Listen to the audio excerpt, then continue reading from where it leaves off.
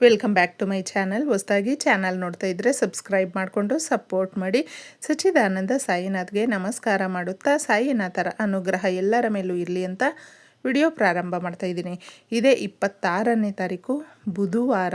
ನಮಗೆ ಸ್ಕಂದ ಷಷ್ಠಿ ಇದೆ. ಷಷ್ಠಿ ಅಂದಾಗ ಪ್ರತಿಯೊಬ್ಬರಿಗೂ ಕೂಡ ಸುಬ್ರಹ್ಮಣ್ಯ ಸ್ವಾಮಿಯ ಅಂದರೆ ಕಾರ್ತಿಕೇಯ ಅಂತ ಕರಿತೀವಿ, ಮುರುಗನ್ ಅಂತ ಕರಿತೀವಿ. ಭಗವಂತನನ್ನು ನಾನಾ ಹೆಸರುಗಳಿಂದ ನಾವು ಕರಿತೀವಿ. ಎಲ್ರಿಗೂ ಕೂಡ ಯಾವುದೇ ಒಂದು ತುಂಬಾ ದೋಷಗಳಿದೆ ಅನ್ನುವಂಥವರು ಈ ಪರಿಹಾರಗಳನ್ನು ಈಸಿಯಾಗಿ ಮಾಡಿಕೊಳ್ಬಹುದು. ಸಾಕಷ್ಟು ಜನಕ್ಕೆ ಮದುವೆ ವಿಳಂಬ ಆಗ್ತಾಯಿದೆ, ಮದುವೆ ಆಗ್ತಾಯಿಲ್ಲ ಅನ್ನುವಂಥವರು, ಮಕ್ಕಳಾಗ್ತಾಯಿಲ್ಲ ದಂಪತಿಗಳಿಗೆ, ದೋಷ ಇದೆ ಅನ್ನುವಂಥವರು, ನಾಗದೋಷ ಇರುತ್ತೆ ಸುಮಾರು ಜನಕ್ಕೆ. ಅದರಿಂದ ಮದುವೆಗಳು ತುಂಬಾ ವಿಳಂಬ ಆಗ್ತಾ ಇರುತ್ತೆ. ಒಳ್ಳೆ ಮ್ಯಾಚಿಂಗ್ ಅನ್ನೋದು ಬಂದಿರೋದಿಲ್ಲ. ಮದುವೆಗೆ ಸರಿಯಾದಂಥ ಏಜು ದಾಟೋಗಿದೆ ಅನ್ನುವಂಥವರು, ಅಂದರೆ ಒಂದು ಏಜ್ ಅನ್ನೋದು ಇರುತ್ತೆ. ಕರೆಕ್ಟಾಗಿ ಆ ಸಮಯಕ್ಕೆ ಮದುವೆ ಮಾಡಿಕೊಳ್ಳೋದು ಕೂಡ ತುಂಬ ಉತ್ತಮವಾಗಿರುತ್ತೆ. ಅಂತಹವರು ಈ ಪರಿಹಾರಗಳನ್ನು ಮಾಡ್ಕೊಳ್ಳಿ. ಭೂಮಿಗೆ ಸಂಬಂಧಪಟ್ಟಂತೆ ನಾವು ಆ ದಿನಗಳಲ್ಲಿ ನಾನ್ ವೆಜ್ ಒಂದು ತಿಂದೇ ಇದ್ದರೆ ಪರವಾಗಿಲ್ಲ ಅಂತ ಅಂದ್ಕೊಳ್ತೀವಿ. ಇಲ್ಲ ಸ್ನೇಹಿತರೆ, ನಮ್ಮ ಗ್ರಹ ದೋಷಗಳು ನಮ್ಮ ಮೇಲೆ ಆ ಒಂದು ಗ್ರಹಗಳ ಪ್ರಭಾವ ಬೀರುವಂಥದ್ದು ನಮ್ಮ ಏಳಿಗೆ, ನಮ್ಮ ಕಷ್ಟ ನಷ್ಟ, ಬಾಧೆ, ಕಣ್ಣೀರು ಅಥವಾ ಸಂತೋಷ ಎಲ್ಲವನ್ನು ಕೂಡ ಗ್ರಹಗಳ ಮೇಲೆ ನಿರ್ಧಾರ ಆಗಿರುತ್ತೆ ಕೆಲವೊಂದು ಬಾರಿ. ಅದಕ್ಕೋಸ್ಕರ ಒಂದೊಂದು ದಿನ ಅನ್ನೋದು ಬೇರೆ ರೀತಿಯಲ್ಲೇ ನಮ್ಮ ಮೇಲೆ ಪ್ರಭಾವ ಬೀರುವಂಥದ್ದು. ಈ ದಿನ ನೀವು ಸ್ಕಂದ ಷಷ್ಠಿಯ ದಿನ ಈ ಅಡುಗೆಗಳನ್ನು ಸಾಧ್ಯವಾದಷ್ಟು ಮನೆಯಲ್ಲಿ ಮಾಡೋದಕ್ಕೆ ಹೋಗಬೇಡಿ. ಕೆಲವೊಂದು ಪದಾರ್ಥಗಳು ನಮಗೆ ಇನ್ನೂ ಜಾಸ್ತಿ ದೋಷಗಳನ್ನು ತರುವಂಥದ್ದು. ಆ ದೋಷಗಳಿಂದ ಸಮಸ್ಯೆಗಳು ತುಂಬ ಆಗುತ್ತೆ. ಇನ್ನೂ ಮನಸ್ಸಿಗೆ ನಮಗೆ ನೆಮ್ಮದಿನೇ ಸಿಗದೇ ಇರುವ ರೀತಿ ಕೂಡ ಮಾಡುತ್ತೆ. ಅದಕ್ಕೋಸ್ಕರ ಈ ದಿನ ಏನು ಮಾಡಬೇಕು, ಏನು ಮಾಡಬಾರ್ದು ಅನ್ನೋದನ್ನು ತಿಳ್ಕೊಳ್ಳಿ.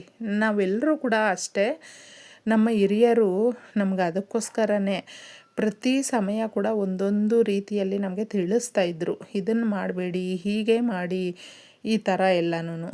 ನಾವು ಸ್ಕಂದ ಷಷ್ಠಿಯ ದಿನ ಸ್ನಾನದ ನೀರಿಗೆ ಈ ವಸ್ತುಗಳನ್ನು ಹಾಕಿ ಸ್ನಾನ ಮಾಡೋದ್ರಿಂದ ಕೂಡ ಎಷ್ಟೋ ದೋಷಗಳಿಂದ ಮುಕ್ತಿ ಹೊಂದುತ್ತೀವಿ. ಹಾಗೂ ಸಾಕಷ್ಟು ಜನಕ್ಕೆ ಈಗ ಒಂದು ಭಯ ಅನ್ನೋದು ಕಾಡ್ತಾ ಇರುತ್ತೆ ಪ್ರತಿಯೊಬ್ಬರಿಗೂ ಸ್ನೇಹಿತರೆ.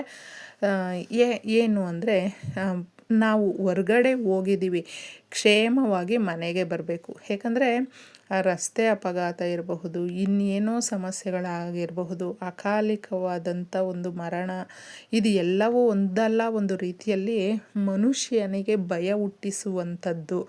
ಪ್ರತಿನಿತ್ಯ ನಾವು ನಮ್ಮ ಮನೆಗಳಿಂದ ಮಕ್ಕಳು, ಹಸ್ಬೆಂಡು ಅಥವಾ ಹೆಂಡತಿ, ಮಕ್ಕಳು ಯಾರೇ ಆಗಿರಬಹುದು ಹೊರಗಡೆ ಹೋಗಿದ್ದಾರೆ ಅಂತ ಹೇಳಿದ್ರೆ ಕ್ಷೇಮವಾಗಿ ಮನೆಗೆ ಬಂದರೆ ಅದೇ ಕೋಟಿ ಅನ್ನುವಷ್ಟು ಸಂತೋಷ. ಈ ಥರ ಇರಬೇಕಾದ್ರೆ ಇದನ್ನೆಲ್ಲವೂ ಕೂಡ ಆ ದೋಷಗಳಿಂದ ನಾವು ಮುಕ್ತಿ ಹೊಂದೋದಕ್ಕೆ ಸ್ನಾನದ ನೀರಿಗೆ ಈ ವಸ್ತುಗಳನ್ನು ಹಾಕಿ ಸ್ನಾನ ಮಾಡೋದು ಕೂಡ ತುಂಬಾ ಚೆನ್ನಾಗಿರುತ್ತೆ. ಇನ್ನು ಅಡುಗೆಗೆ ನೀವು ಈ ಪದಾರ್ಥಗಳನ್ನು ಬಳಸೋದಕ್ಕೆ ಹೋಗಬೇಡಿ. ಪಡವಲಕಾಯಿ ಕೂಡ ಇದು ಹಾವಿನ ರೀತಿ ಇರೋದು. ಅದಕ್ಕೋಸ್ಕರ ನಾವು ಆ ದಿನಗಳಲ್ಲಿ ತಿನ್ನಬಾರ್ದು ಅನ್ನುವಂಥ ವಸ್ತುಗಳನ್ನ ತಿಳಿಸ್ತಾ ಇದ್ದೀನಿ ಇಲ್ಲಿ. ಪಡವಲಕಾಯಿ ತಿನ್ನಬೇಡಿ. ಹಾಗೆ ನುಗ್ಗೆಕಾಯಿ ಸ್ನೇಹಿತರೆ, ಇದನ್ನು ಕೂಡ ನಾವು ತಿನ್ನಬಾರ್ದು. ತುಂಬ ಜನ ಈ ರೀತಿಯ ದಿನಗಳಲ್ಲಿ ನಾವು ನಾನ್ ವೆಜ್ ಒಂದು ತಿನ್ನದೇ ಇದ್ದರೆ ಸರಿ ಹೋಗುತ್ತೆ ಅಂದ್ಕೊಳ್ತೀವಿ. ಇಲ್ಲ ಸ್ನೇಹಿತರೆ, ಅದರ ಜೊತೆ ಈ ವಸ್ತುಗಳನ್ನೆಲ್ಲವೂ ಕೂಡ ನಾವು ತಿನ್ನದೇ ಇರೋದೇ ತುಂಬ ಉತ್ತಮವಾಗಿರುತ್ತೆ. ನೀವು ಸ್ಕಂದ ಷಷ್ಠಿಯ ದಿನ ಬೆಳಗ್ಗೆನೇ ಮನೆಗೆ ಸ್ವಲ್ಪ ಕಲ್ಲುಪ್ಪನ್ನು ಹಾಕಿ ಮನೆಯನ್ನು ನೀಟಾಗಿ ಒರೆಸ್ಕೊಂಡು ಬಿಡಿ. ಬೆಳಗ್ಗೆ ನಾವು 8 ಗಂಟೆಯ ಒಳಗಡೆನೇ ಪೂಜೆಯನ್ನು ಮಾಡ್ಕೊಳ್ಳೋದು ತುಂಬ ಚೆನ್ನಾಗಿರುತ್ತೆ. ಸಾಕಷ್ಟು ಜನಕ್ಕೆ ಹಳ್ಳಿಗಳಲ್ಲಿ ಇರ್ತಾರೆ, ಹುತ್ತ ಇರುತ್ತೆ ಸ್ನೇಹಿತರೆ. ಹುತ್ತದ ಹತ್ತಿರ ನಾವು ಮಾಡಿಕೊಳ್ಳುವಂಥ ಪೂಜೆಗಳು ಕೂಡ ತುಂಬ ಚೆನ್ನಾಗಿರುತ್ತೆ. ಸಾಕಷ್ಟು ಈ ರೀತಿಯ ಷಷ್ಠಿಯ ದಿನಗಳಲ್ಲಿ ನಾವು ಹುತ್ತದ ಹತ್ತಿರನೇ ಪೂಜೆ ಮಾಡ್ಕೊಂಡು ಬರೋದು ಕೂಡ ಬಹಳ ಒಳ್ಳೆಯದು. ಈ ದಿನ ಮತ್ತೆ ನೀವು ಕೆಲವೊಂದು ಪದಾರ್ಥಗಳನ್ನು ಇಲ್ಲಿ ತಿಳಿಸಿದೆ. ಸಾಕಷ್ಟು ಜನಕ್ಕೆ ತಲೆ ಕೆಡಿಸ್ಕೊಳ್ಳೋದಕ್ಕೆ ಹೋಗೋದಿಲ್ಲ. ಇದೆಲ್ಲ ತಿಂದರೆ ಏನಾಗುತ್ತೆ ಬಿಡಿ ಅಂದ್ಕೊಳ್ತಾರೆ. ನಾವು ಎಲ್ಲ ಬೇರೆ ದಿನಗಳಲ್ಲಿ ಇದೆಲ್ಲವೂ ತಿನ್ನೋದು ತುಂಬ ಒಳ್ಳೆಯದು. ಸಾಕಷ್ಟು ಜನ ಡಯಟ್ ಫುಡ್ಡಲ್ಲೆಲ್ಲ ತಗೊಳ್ತಾರೆ, ತುಂಬ ಒಳ್ಳೆಯದು. ಆದರೆ ಕೆಲವೊಂದು ದಿನಗಳು ಅನ್ನೋದಿರುತ್ತಲ್ವ, ಆ ದಿನಗಳಲ್ಲಿ ಸ್ಕಿಪ್ ಮಾಡೋದು ತುಂಬಾ ಚೆನ್ನಾಗಿರುತ್ತೆ. ಇನ್ನು ನಾವು ಹುತ್ತಕ್ಕೆ ಹಾಲನ್ನು ಹಾಕಿ ಸುಮ್ಮನೆ ವ್ಯರ್ಥ ಮಾಡಬಾರ್ದು ಸ್ನೇಹಿತರೆ. ಯಾಕಂದರೆ ಹಾಲನ್ನು ಚೆಲ್ಲಬಾರ್ದು. ಯಾರಿಗಾದರೂ ಬೇಕಂದರೆ ದಾನ ಮಾಡಿ. ಈ ದಿನಗಳಲ್ಲಿ ನೀವು ಹುತ್ತದ ಹತ್ತಿರ ತಗೊಂಡೋಗಿ ಪ್ರಸಾದವಾಗಿ ಸ್ವಲ್ಪ ಇಟ್ಟು ಬೇಕಾದರೆ ಮನೆಗೆ ತಗೊಂಡು ಬನ್ನಿ. ಇಲ್ಲಾಂದರೆ ಯಾರಿಗಾದರೂ ಬಡವರಿಗೆ ಹಾಲನ್ನು ದಾನ ಮಾಡೋದು ಕೂಡ ಮಕ್ಕಳಿಗೆ ಕೊಡೋದ್ರಿಂದ ತುಂಬ ಚೆನ್ನಾಗಿರುತ್ತೆ.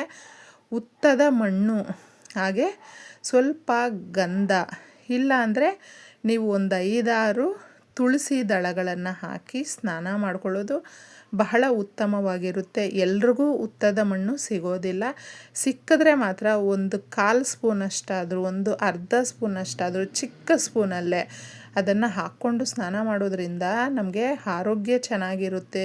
ಏನೇ ಒಂದು ದೋಷಗಳಿದ್ರೂ ನಿವಾರಣೆ ಆಗುತ್ತೆ. ಚರ್ಮದ ಕಾಯಿಲೆಗಳು, ಚರ್ಮದ ಸಮಸ್ಯೆಗಳು ಯಾರು ಒದ್ದಾಡ್ತಾ ಇರ್ತಾರೆ ನೋಡಿ, ಅದು ನಿಜವಾಗಲೂ ಕ್ಲೀನಾಗಿ ನಮಗೆ ಒಂದು ಅದರಿಂದ ಎಷ್ಟು ಹೊರಗಡೆ ಬಂದುಬಿಡ್ತೀವಿ ಅಂದರೆ ತುಂಬ ಸ್ಪಷ್ಟವಾಗಿ ನಾವು ಚೆನ್ನಾಗಿ ಕಣ್ಣು ಕೂಡ ಚೆನ್ನಾಗಿ ಕಾಣಿಸುವಂಥದ್ದಾಗುತ್ತೆ. ಈ ರೀತಿ ಒಂದು ಸಾರಿ ಪ್ರಯತ್ನಿಸಿ. ನಿಮಗೆ ಏನಾದರೂ ಆ ಮಣ್ಣು ಸಿಗಲಿಲ್ಲ ಅಂದರೆ ಸ್ವಲ್ಪ ಗಂಧವನ್ನಾದರೂ ಹಾಕ್ಕೊಳ್ಳಿ, ಇಲ್ಲಾಂದರೆ ತುಳಸಿ ದಳಗಳು. ಇಷ್ಟು ಈ 3 ವಸ್ತುಗಳಲ್ಲಿ ಯಾವುದಾದ್ರೂ ಒಂದನ್ನಾದರೂ ನೀವು ಯೂಸ್ ಮಾಡಿ. ಈ ದಿನ ಸ್ಕಂದ ಷಷ್ಠಿಯ ದಿನ ನಾವು ತುಂಬ ಜನ, ನಾನು ಫಸ್ಟೇ ತಿಳಿಸಿದೆ, ಎಲ್ಲ ದೋಷಗಳಿಂದ ನಾವು ಮುಕ್ತಿ ಹೊಂದೋದಕ್ಕೆ ನಾವು ಅಂದುಕೊಂಡಿರುವಂತಹ ಪ್ರತಿ ಕೆಲಸ ಕೂಡ ನಿರ್ವಿಘ್ನವಾಗಿ ನೆರವೇರೋದಕ್ಕೆ ನಿಮಗೇನಾದರೂ ತೊಗರಿಬೇಳೆ ದಾನ ಮಾಡೋದಕ್ಕೆ ಸಾಧ್ಯ ಆದರೆ ಕೆಂಪು ಬಟ್ಟೆಯಲ್ಲಿ ಕಟ್ಟಿ ಸುಬ್ರಹ್ಮಣ್ಯ ಸ್ವಾಮಿ ದೇವಸ್ಥಾನದಲ್ಲಿ ನೀವು ಕೊಡಬಹುದು ಸ್ನೇಹಿತರೆ. ಈ ರೀತಿ ಕೊಟ್ಟಾಗ ದೋಷಗಳು ಕಂಪ್ಲೀಟಾಗಿ ನಮಗೆ ಇರೋದಿಲ್ಲ. ಆ ದಿನಗಳಲ್ಲಿ ಹುತ್ತದ ಹತ್ತಿರ ಪೂಜೆ ಮಾಡುವಂಥವರು ಬೆಳಗ್ಗೆ 8 ಗಂಟೆಯ ಒಳಗಡೆ ಮಾಡಿಕೊಳ್ಳೋದು ತುಂಬ ಉತ್ತಮವಾಗಿರುತ್ತೆ ಸ್ನೇಹಿತರೆ. ಈ ದಿನ ನೀವು ಹುತ್ತದ ಹತ್ತಿರ ಅಥವಾ ಸುಬ್ರಹ್ಮಣ್ಯ ಸ್ವಾಮಿ ದೇವಸ್ಥಾನದ ಹತ್ತಿರ ಎಲ್ಲೇ ಮಾಡಿಕೊಂಡ್ರೂ ಕೂಡ ಇಂತಹ ದಿನಗಳಲ್ಲಿ ನಿಮಗೆ ಸಾಧ್ಯವಾದಷ್ಟು ದಾನವನ್ನು ಕೊಡಿ. ಮಕ್ಕಳಾಗದೇ ಇರುವಂಥವರು, ಮದುವೆ ಆಗದೇ ಇರುವಂಥವರು, ಇವ್ರಿಗೆಲ್ರಿಗೂ ಕೂಡ ತುಂಬ ಒಳ್ಳೆಯದಾಗುತ್ತೆ. ಈ ರೀತಿಯೇ ಭಗವಂತನಲ್ಲಿ ಕೇಳ್ಕೊಂಡು ನೋಡಿ, ಒಳ್ಳೆಯದಾಗುತ್ತೆ.